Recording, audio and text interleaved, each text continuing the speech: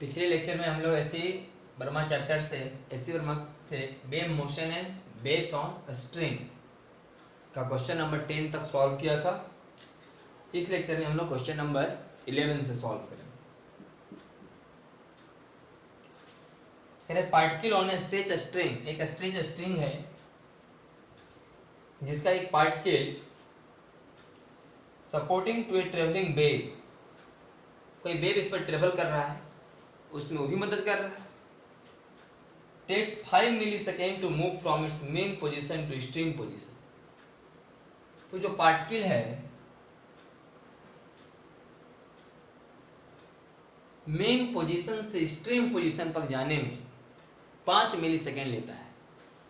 जब कोई वेव किसी स्ट्रिंग में चलते हैं तो हर एक पार्टिकल करता है SHM, और पार्टिकल को मेन पोजीशन से स्ट्रीम पोजीशन पर जाने में T/4 सेकेंड लगता है। इसका मतलब T/4 = 5 मिलीसेकेंड, तो T = 20 मिलीसेकेंड, मतलब 20 × 10⁻³ सेकेंड बराबर 2 × 10⁻² सेकेंड। एक पार्टिकल को मेन पोजीशन से स्ट्रीम पोजीशन पर जाने में, मेन पोजीशन से स्ट्रीम जाने में T/4 सेकेंड लगता है। पढ़े SHM में आप, जब कोई वेव चलता है तो हर एक पार्टिकल का अपना अपना बारी आता है और हर एक पार्टिकल अपने मेन पोजीशन पर जाता है। मेन से कहाँ आता है? मैक्सिमम पर। हर एक पार्टिकल का, जैसे कि जब यहाँ से कोई वेव चलता होगा तो वेव जब चलेंगे इस तरह से, तो अभी एक जो पार्टिकल है कहाँ है? अपनी स्ट्रीम पोजीशन पर है कि नहीं? कि हमेशा स्ट्रीम पर तो नहीं रहेगा, कभी नीचे आएंगे फिर कभी स्ट्रीम पर जाएंगे। हर एक पार्टिकल का अपना बारी आएगा, कभी मेन पर रहेगा, कभी ऊपर जाएगा, कभी नीचे आएगा। तो किसी पार्टिकल को मेन से स्ट्रीम तक जाने में T/4 सेकेंड लगता है। तो टाइम पीरियड का मान इतना होगा। The distance between the two consecutive particles which are at their main position is 2 centimetre. दो ऐसे पार्टिकल जो भी मेन पोजीशन पर हैं, इनके बीच की दूरी 2 सेंटीमीटर है। कहने का मतलब कि λ/2, तो λ = 4 centimetre. Find the frequency, frequency = 1/t।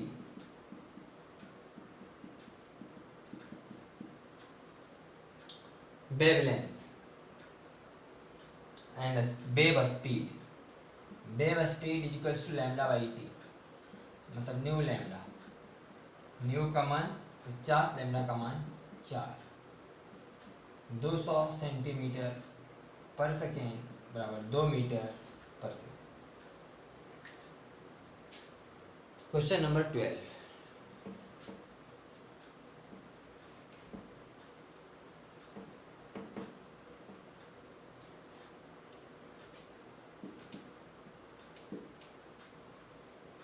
Figure shows a plot of a transverse displacement of a particle of a string at t = 0.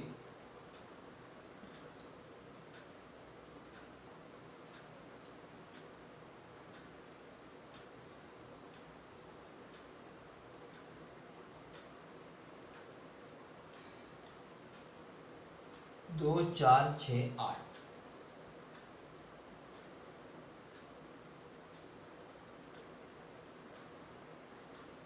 2 4 6 8 x in centimetre,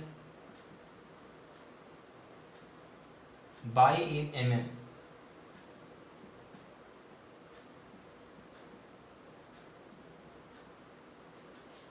figure shows a plot of the transverse displacement of a particle of a string at t = 0 through which the travelling wave is passing in the positive x direction। एक travelling wave positive direction में जा रहा है। The wave speed is 20 centimetre पर second.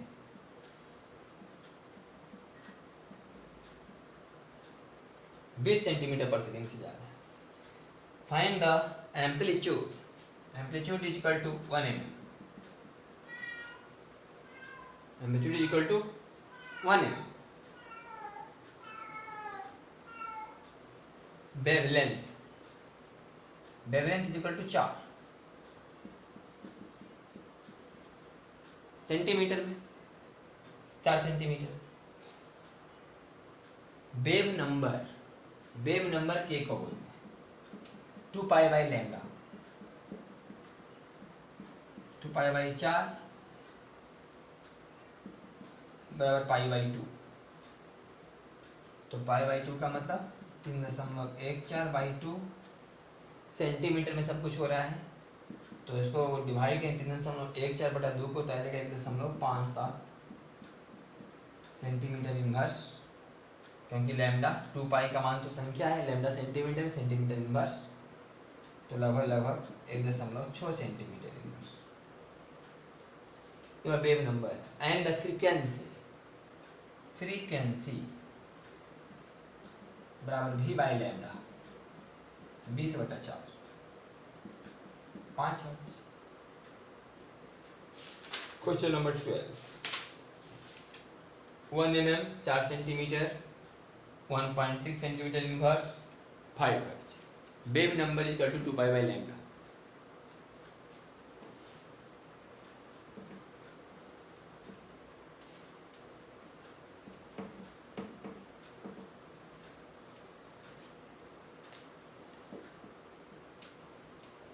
कह रहा wave travelling on a string at a speed 10 metre पर second.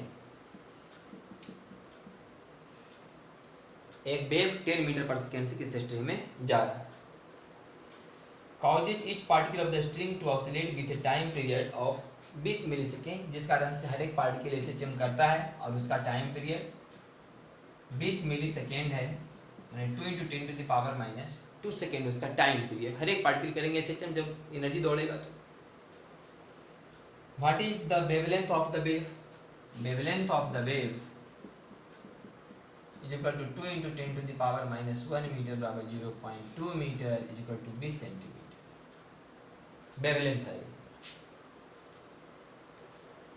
If the displacement of a particle is 1.5 mm at a certain instant, what will be the displacement of a particle 10 centimeter away from it at the same instant? करा किसी खास समय किसी particle का displacement 1.5 mm है, किसी खास समय किसी पार्टिकल का डिस्प्लेसमेंट 1.5 mm है, तो what will be the displacement of A particle 10 centimetre away from at that same instant. उस इंस्टेंट से 10 सेंटीमीटर दूर वाला पार्टिकल का क्या होगा। 10 सेंटीमीटर दूर वाला पार्टिकल का मतलब लैम्डा है 20 सेंटीमीटर, तो 10 सेंटीमीटर दूर मतलब लैम्डा बाई 2, लैम्डा बाई 2 पर कोई भी जब इस तरह से चलेगा ही, तो आप देख सकते हैं कि अगर इस पार्टिकल का 1.5 mm डिस्प्लेसमेंट है तो फिर लैम्डा बाई 2 पर 1.5 mm में रहेगा, सिर्फ एक ऊपर तो एक नीचे रहेगा, क्योंकि 10 सेंटीमीटर लिखा हुआ है ना, 10 centimetre away from the first sem instant. तो जिस समय इससे 10 सेंटीमीटर दूर, चूंकि लैम्डा है 20 सेंटीमीटर, 10 सेंटीमीटर का मतलब लैम्डा बाई 2, लैम्डा बाई 2 पर, तो लैम्डा बाई 2 पर पार्टिकल क्या होंगे, अपोजिट फेज में होंगे। ये 1.5 mm ऊपर होगा तो 1.5 नीचे होगा, यहाँ से यहाँ तक करने की दूरी कितना होगा, लैम्डा बाई 2, लैम्डा बाई 2। तो लिखना है कि व्हाट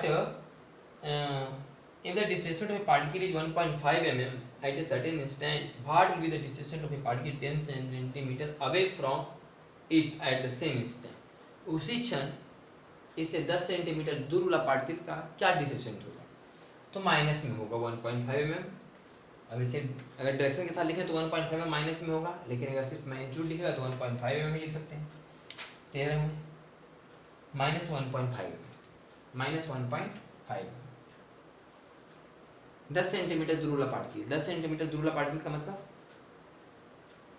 लैम्डा बाई 2 दूरी पर, क्योंकि लैम्डा बराबर 20 सेंटीमीटर आया, तो 10 सेंटीमीटर दूर का मतलब लैम्डा बाई 2, तो यहाँ 1.5 है, यहाँ 1.5 mm। कोई जरूरी हमें नहीं कह रहे कि यही वाला 1.5 mm है, अगर ये वाला 1.5 mm है,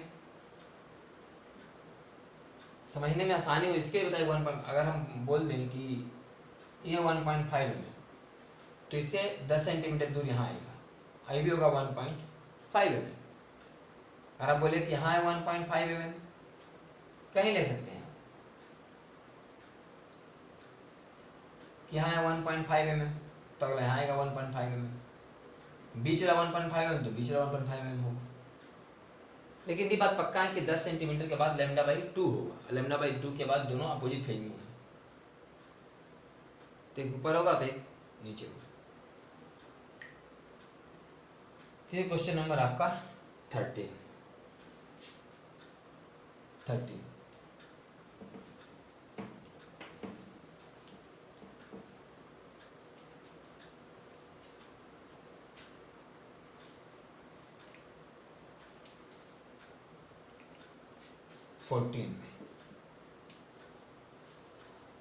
steel wire of length 64 centimetre, एक स्टील का वायर है जिसका लंबाई 64 सेंटीमीटर है और वेट उसका 5 ग्राम, मतलब मास, वेट 5 जी, तो 5 ग्राम और मास लिखा हुआ है 5 ग्राम।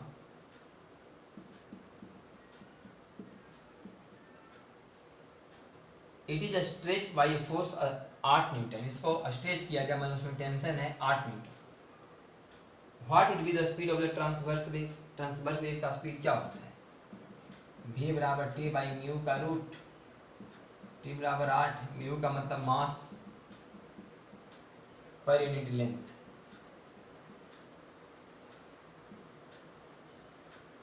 मास पर यूनिट लेंथ।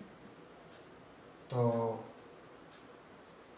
इसको सॉल्व कर लें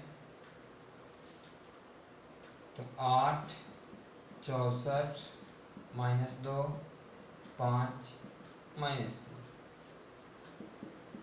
8 64 10 5, 5 दूनी 10, 8 दूनी 16, 16 का 4 और 64 का 8, 8 चौका 32 मीटर पर सेकंड, 32 मीटर पर सेकंड, 14 का 32 मीटर पर second.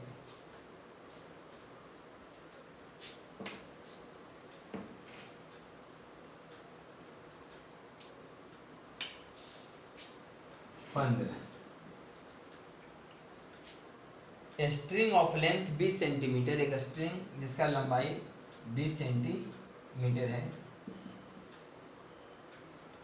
And linear mass density mu 0.40 ग्राम पर centimetre is fixed at both ends and is kept under a tension 16 Newton. इतना डाटा से हम चाहें तो भी का मान निकाल सकते हैं, टी बटा म्यू, म्यू का मान पता है 0.40 इंटू 10 टू द पावर -1, तो 160 बटा 0.40 बराबर 1600 बटे 40, 4 चौका 16, 400 का 20 मीटर पर second. A wave pulse is produced at t बराबर 0 near an end as shown in figure, which travels towards the other end. When will the string have to shape shown in the figure again? इसे तो velocity निकाल लिए, ये तो अपने मन से साइड से निकाल लिए वेलोसिटी। कहानी क्या है कि एक रस्सी है टाइट ऐसे और यहाँ एक पल्स तैयार हुआ ऐसे, ये दूरी है 20 सेंटीमीटर, दूरी है 20 सेंटीमीटर, ये आ गया 20 मीटर पर सेकेंड, 20 सेंटीमीटर है, यहाँ से चलेगा ऐसे। कह रहा है कि when will the string have the shape shown in figure again, कितना समय के बाद इस शेप फिर से ऐसा हो जाएगा। तो देखिए यहाँ तो बंधा हुआ है, तो पहले ऐसे जाएगा और फिर पलट के आएगा, ऐसे जाएगा पलट के आएगा, फिर यहाँ आएगा फिर ऐसे हो जाएगा। मतलब 40 सेंटीमीटर दूरी तय करने के बाद ये फिर से इसी में आ जाएगा। तो 40 सेंटीमीटर दूरी तय करने में कितना समय लगेगा? तो 40 सेंटीमीटर दूरी तय करने में 40 सेंटीमीटर में 0.4 मीटर और 40 का 20, तो ये जाएगा 4/200 बराबर 2 गुना 10 का पावर -2 सेकेंड। कहने का मतलब 20 मिली सेकेंड। 15 का एम 0.02 सेकेंड, 0.02 सेकेंड। बी में करा sketch the shape of the string at a time half of that found in part A. जितना अभी समय आया है उसका आधा समय में इस स्ट्रिंग का हालत क्या रहेगा। तो उस आधा समय में स्ट्रिंग का हालत अगर कहा जाए तो जस्ट एकदम 2 × 10 तो गया और आ गया, तो आधा समय सिर्फ यहाँ पहुँचेगा, आधा समय सिर्फ यहाँ पहुँचेगा, तो एकदम जस्ट यहाँ से खुलने को तैयार हो। तो आधा समय के बाद स्ट्रिंग का शेप कुछ ऐसा होगा। इतना समय जाने में लगेगा और इतना समय आने में। 40 सेंटीमीटर दूरी तय किया तो 40 सेंटीमीटर दूरी तय करने में इतना समय लगा, तो इसका आधा में क्या होगा, आधा में बस यहाँ पहुँचा होगा, या फिर कहो कि पहुँच के ऐसे पलट गया होगा, फिर वहाँ से आएंगे। तो बताना था कि शेप कैसा होगा इस जो समय आया है उसके आधा समय में। मेन आंसर यही है कि जो डिजाइनिंग है वेव का ऐसा फिर कब हो जाएगा। तो ऐसे गया और फिर लौट गया, ऐसे आया और फिर पलट गया, तो जाने और आने में मिला करके जितना समय लगा उतना समय के बाद फिर से रस्सी का शेप ऐसा हो जाएगा। ठीक है, क्वेश्चन नंबर आपका 15।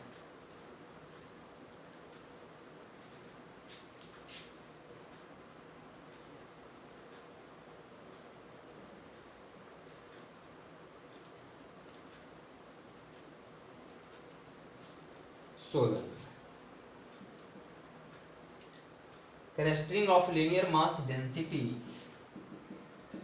0.5 ग्राम पर सेंटीमीटर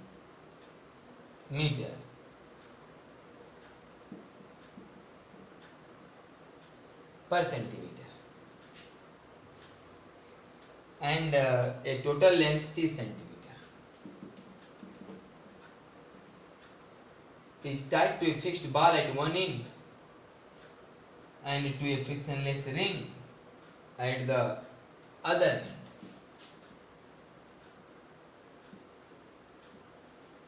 एक तरफ टाइट है, एक तरफ एक रिंग से टाइट है,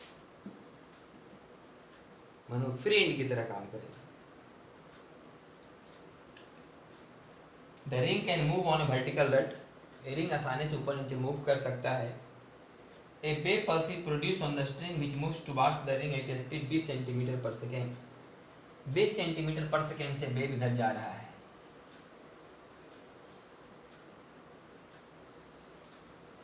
मतलब 0.2 मीटर पर सेकेंड से।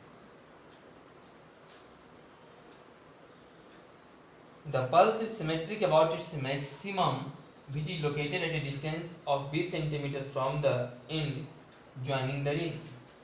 यहाँ से 20 सेंटीमीटर दूरी पर अभी रिंग का जो है ऐसे है, मैक्सिमम यहाँ है 20 सेंटीमीटर रिंग से इधर पर अभी मैक्सिमम बना हुआ है। Assuming that the wave is reflected from the end without loss of energy, जब ये जाएगा तो लौट के जब आएगा without loss of energy. Find the time taken by the string to regain its shape. कितना समय के बाद ये अपने शेप को फिर से कवर कर लेगा।